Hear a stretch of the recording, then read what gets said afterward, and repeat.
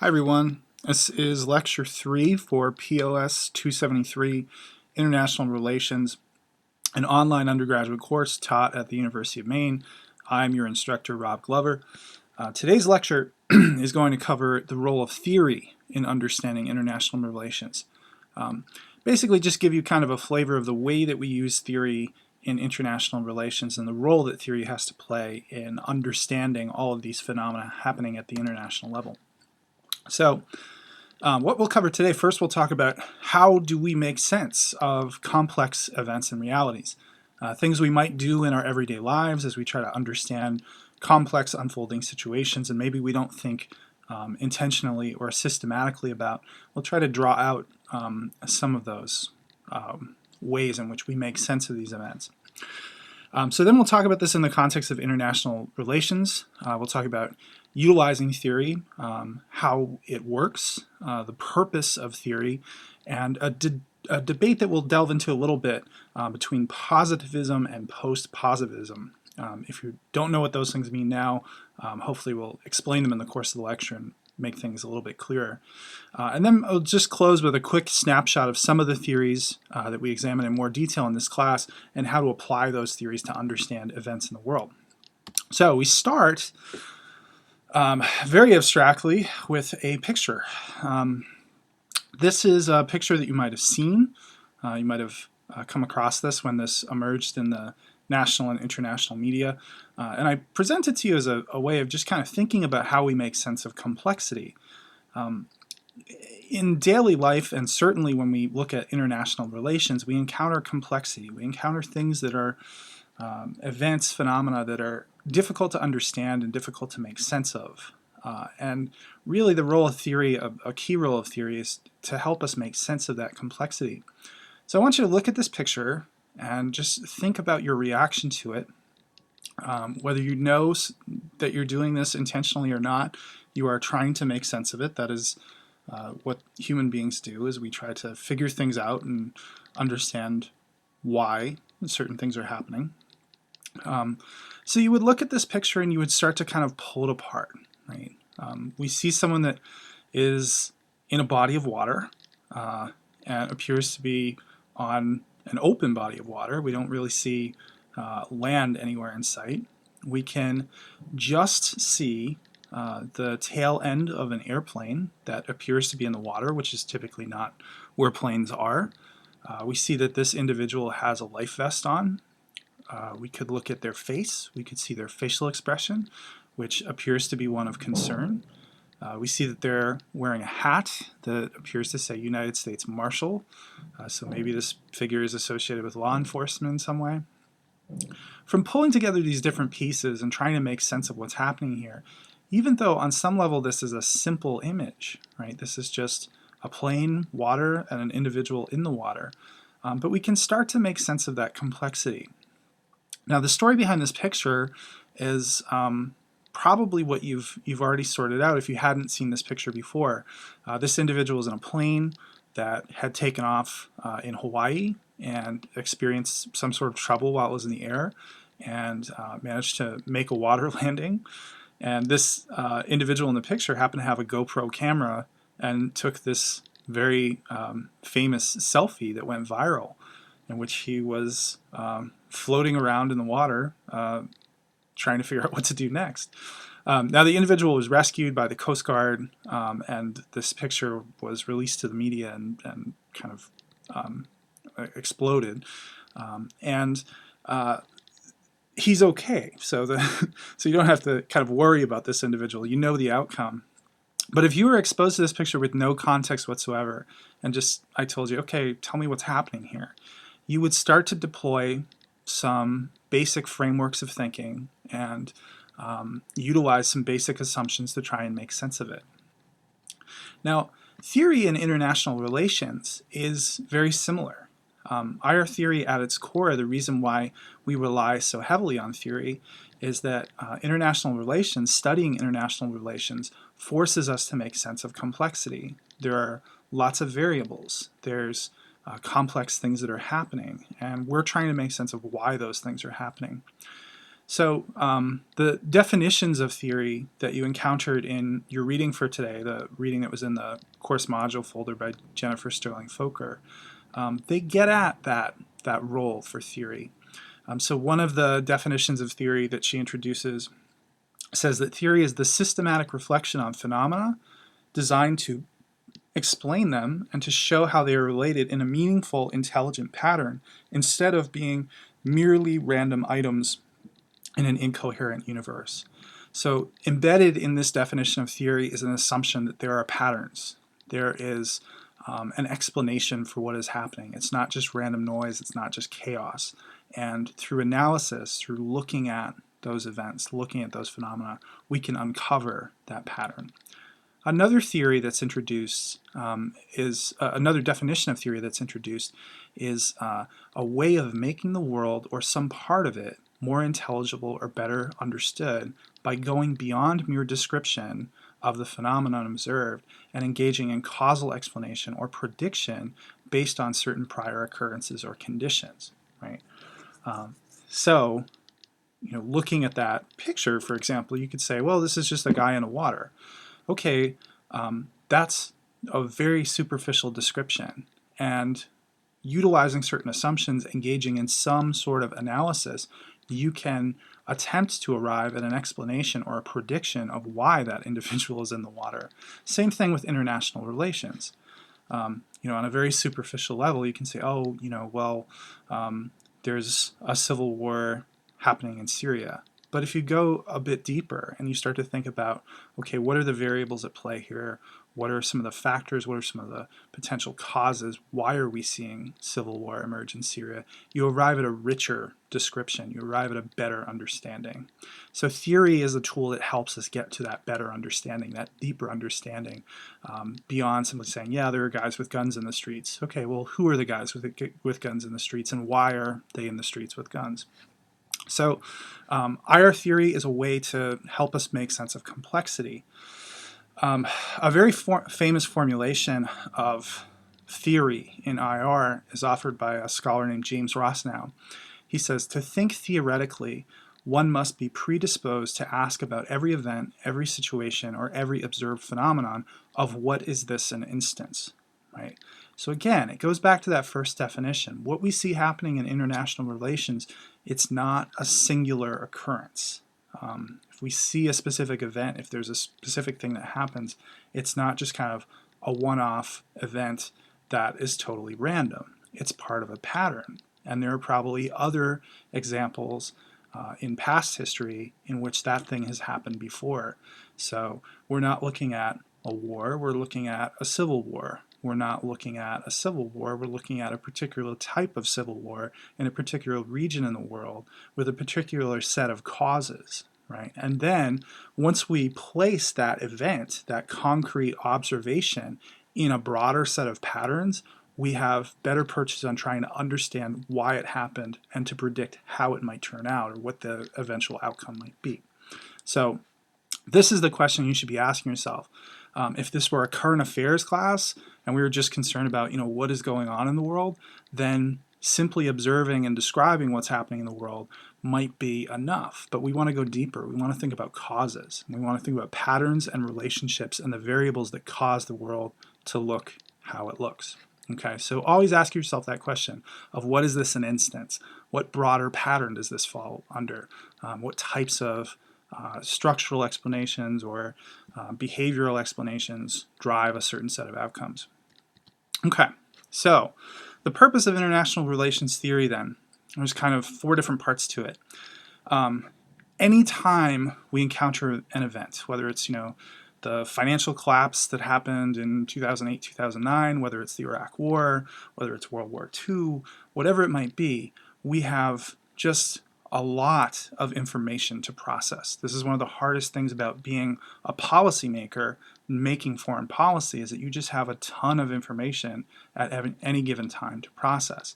Theory, if we have a strong kind of theoretical understanding, it can give us a sense of what dimensions of international relations, of that interaction occurring at the international level, what dimensions are worthy of our attention. It can also give us a sense of what actors are important. So Do we care about non-state actors? Do we care about states? Do we care about NGOs? Do we care about corporations? Who are the most essential actors in any given situation? And who are the individuals or the entities that are most likely to shape the events and outcomes? Because those are probably the people or the entities that we should zero in on. It enables us to make claims about the character of international interaction. Is it hierarchical? Is it non-hierarchical? Is it largely cooperative? Is it largely conflictual? We can make claims about, what does this interaction look like? What is the character of that interaction? And hopefully, if we're good at this and we can think about those patterns of, factors and outcomes, causes and effects, and our analysis is really good, then we can analyze, predict, and take action amidst uncertainty and complexity. Policymakers, those that engage in foreign policy, they always have to arrive at some sort of decision, even in action, even if they choose to do nothing about a certain crisis situation or a certain international problem. That's a form of action, right? So they're constantly having to make decisions amidst uncertainty, amidst complexity, and international relations theory can give us kind of the tools to do that. Okay, so international relations theory is really important, and we spend a fair amount of time mapping out those theories because obviously in this class I want you to be aware of things that are happening in the world. I want you to be a more informed global actor. But what I really care about is that you have the tools to make sense of new things that emerge, to analyze things that happen 5-10 years from now. This class will give you a grounding to engage in that sort of analysis and that sort of scrutiny. So theory is important and we spend quite a bit of time on it. Okay, now in thinking about the different theories of IR, which we spent some time on, there is one split that was mentioned in the chapter by Jennifer Sterling Foker, and I wanted to talk about it a little bit because it's important and it potentially has implications for whether or not we can actually engage in analysis and whether or not we can actually understand, the causes of certain events and predict what might happen in the future. A major split in those who attempt to develop theories of international relations is related to ontology and epistemology. I mentioned those words before. Ontology is basically your understanding of reality. What is the real world in which we inhabit? Epistemology relates to understandings of the nature of human knowledge and inquiry. What types of things can we know? How can we know them? And the split is broken up between positivists and post-positivists. Now, the dominant framework in international relations and international relations theory is positivism. Positivism is this perspective, this orientation in which you think that there is an objective reality, it's relatively obvious, and it can be accurately known and measured, right? The reality is out there, we figure out the tools to measure it, the tools to analyze and understand it, and we go out and collect information, and then we start to analyze that information.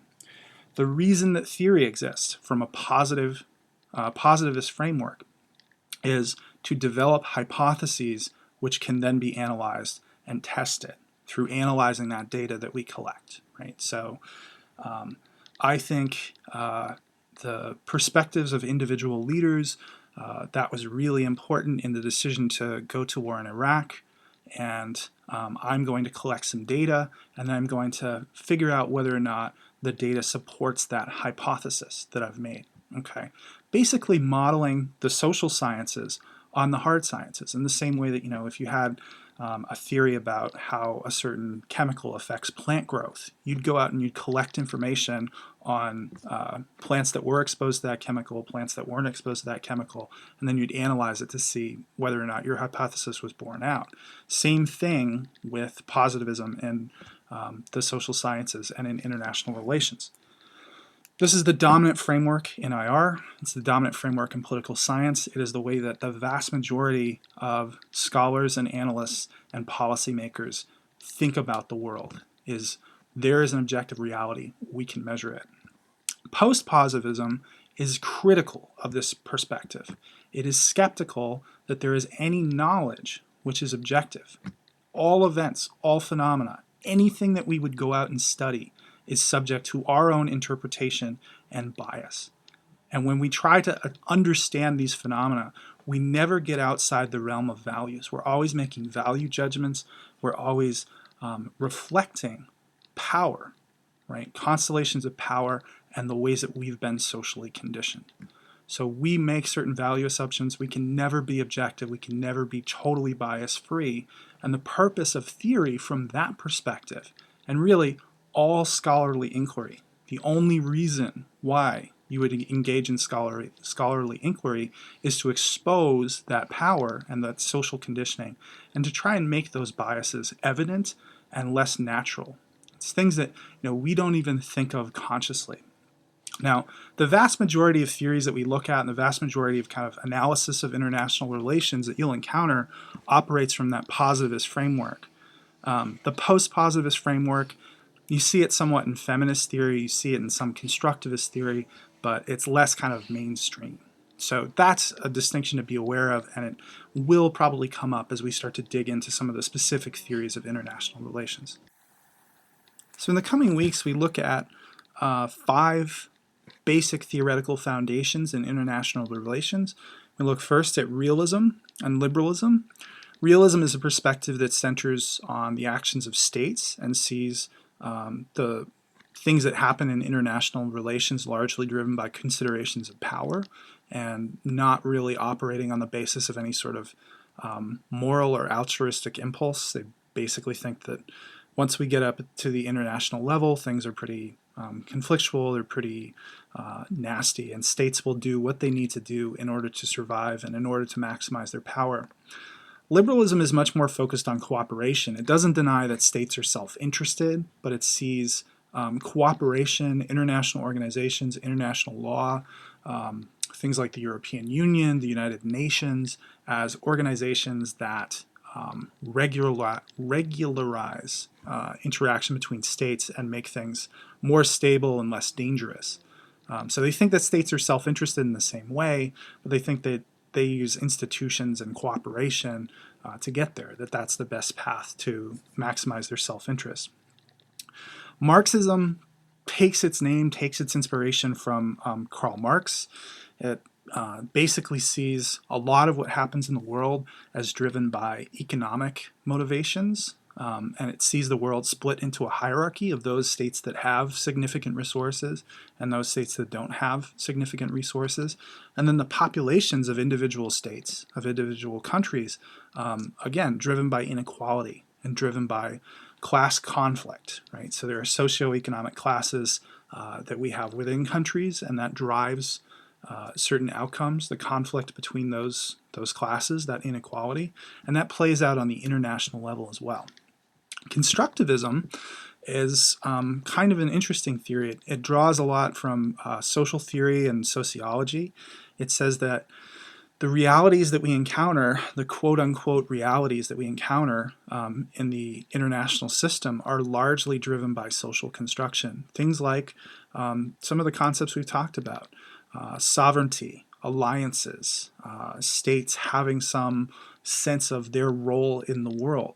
All of that, for a constructivist, is socially constructed, right? There's nothing inherent in the United States kind of makeup that forces it to play the role that it plays in international politics. We socially construct, through repeated social interaction, we create this reality in which the United States plays the role of a superpower and other states conceive of it as a superpower. There's nothing inherent that forces us to respect the limits of sovereignty and not intervene in another state and kind of override their sovereignty. So the constructivists are going to be very interested in what is the process by which states and actors in international relations socially construct those meanings and kind of reify certain concepts, certain ideas, certain roles and identities. Lastly, feminism. Feminism is largely concerned about kind of the role of a certain masculine identity and a certain masculine discourse and the way that it shapes certain outcomes in international relations. It is centrally concerned with the role of women and the ways in which female ideas, female identities have been marginalized. We've created this binary, this kind of dichotomy between masculine values and feminine values, and we promote and elevate the masculine values and demote and denigrate the female values. But it's not simply limited to women. Feminism is really a perspective that says, in any given situation, examining any set of phenomena, what are the unheard voices? Who are the ones that kind of drop out of the mainstream discourse, and why are their voices excluded? Why is their perspective excluded? What types of explanations and concerns become secondary in the dominant discourse as we talk about a specific issue or as we encounter a specific problem in international relations? So a really interesting set of theories. They all offer kind of a justifiable explanation. They could look at the same event, all these different theories, and arrive at different explanations of what is happening and why we're seeing certain outcomes emerge, what might happen in the future. And they all do so with strong grounding, a good theoretical base, and certain strategies for what types of evidence you look at, what types of actors are important, how you engage in that analysis. So you don't have to choose one or the other. You don't have to kind of identify as a realist and then say everything else that everyone says is unrealistic and I don't believe it. It's a bunch of garbage. It's a set of tools. Think of it like a toolkit. These different theories give you different ways to understand pieces of international relations. And if you understand these theories, not only will you understand some of the content that we cover later in the class, but just throughout your life, as you try to understand and make sense of the complexity of international relations, you'll have this great toolkit to work with, utilizing assumptions and frameworks to make sense of it all. So I'm going to show you a short clip. This is Sir Steve Smith. He has been knighted. He's a professor of international relations, a British academic, and one of the co-authors of your book, actually. And he's basically just kind of providing an overview of the role of international relations theory and how looking at a single event through these different theoretical lenses can produce very different interpretations of what is important and what is relevant. So I will play you this clip and then come back just a little bit at the end to close.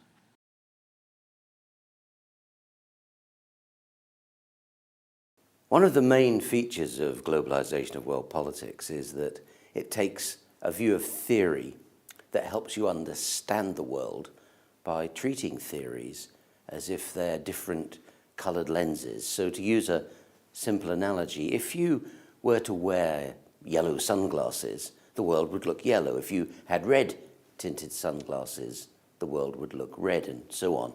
Well, that's how we use theory. That is to say, we see the different theories of world politics as ways of understanding the same issue from different perspectives. So in that sense, theories are not something separate from the world that report on the world as it really is. Rather, theories are things that construct what we see. So if you take one theoretical position, you'll see a certain set of events. If you take another theoretical position, you'll see a different set of events. So the book outlines the main theories and gives you a whole series of studies and examples that you can then apply the theories to. Let's just take one contemporary case study, the civil war in Syria. The main theory of international relations, realism, treats the Syrian war in a very simple way. It sees it as a struggle for power. It sees the role of the United Nations as limited. It sees the various great powers competing for how they will effect a change in Syria. The Russians and the Chinese vetoing anything in the United Nations because they don't want the United Nations to intervene in the sovereign affairs of a state. You see the British and the Europeans and the Americans are trying to support the rebels but being restricted in their ability to do that because they don't have the sheer power, military and political power, to intervene. It would be difficult. So realists see the Syrian conflict in a quite specific way. Liberals, the other major theory of world politics, tend to look at Syria as an attempt to construct consensus, to see how you can get norms and rules and laws and cooperation to solve a problem. So they would focus on all those leaders in the world who are trying to bring peace to the region, and they would see the role of the United Nations as central, and they would point out that over time, the UN and world bodies have a greater opportunity to influence events than they did hundreds of years ago. So in that sense, liberals look at the conflict in Syria in a different way. If you then turn to a theory such as Marxism, Marxists have a very, very different set of glasses to look at the Syrian conflict, if you like, than the other two main theories. Marxists look at Syria as a conflict really ultimately determined by oil, by centrality in the Middle East, by ruling classes, by economic power, and they look at it as a clash of economic interests, and they see the Assad regime and the opponents as representing different economic interests globally, and their concern really is not so much with the details of the conflict as with the great conflict through history between various competing economic forms. Those who look at ethics, obviously, look at the conflict in a very different way.